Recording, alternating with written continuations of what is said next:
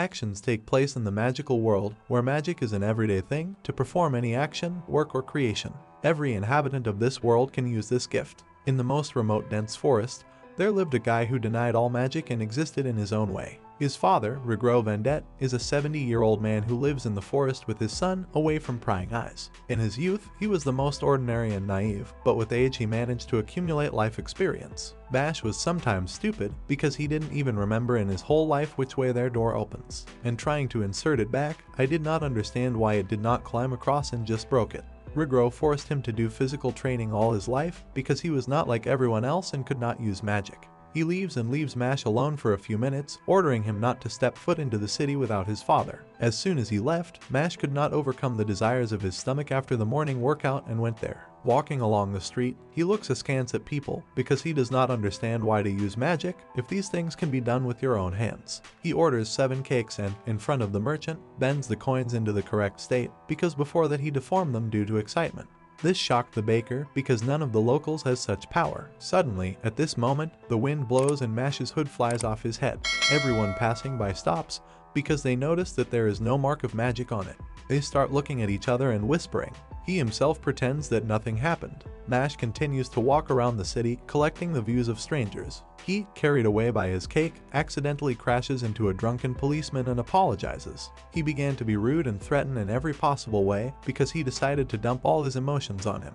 The policeman even knocks the cake out of his hands and starts attacking him. As a result, Mash could not stand it and tore his clothes on him, but promised to wash everything and return it back. At that moment, the head of this henchman approached, Brad Coleman. He had already been informed that a man without a mark had been seen in the city. He was about to take care of Mash, but was surprised when he just stood there and continued to nibble on his brownies. At that moment, Mash appears, grabs his son and runs away to his forest. Brad manages to release a tracking spell with a smile on his face. At home, father scolds Mash, but sees the sadness in his eyes. As punishment, he tells him to repeat all the morning exercises one more time.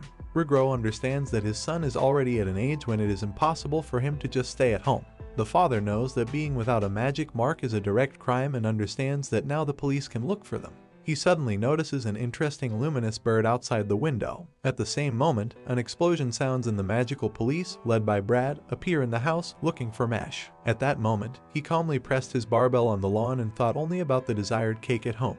Approaching the house, he again forgets in which direction to pull the door, but he hears unfamiliar voices. Brad held Mash by the neck and said that people without magic should not exist in this world. He tried to extort from him the location of his son. Mash was already very weak from a lot of blows, but still he was not going to betray Mash. Brad even offered him immunity in return, but was again refused. Mash's childhood was very difficult. Since birth, he has been plagued by failures. In every work, in every business, and in general in everything, he could not achieve a result. At one point, he still decides to commit suicide. His leg was already hanging in the air when suddenly he heard a child crying.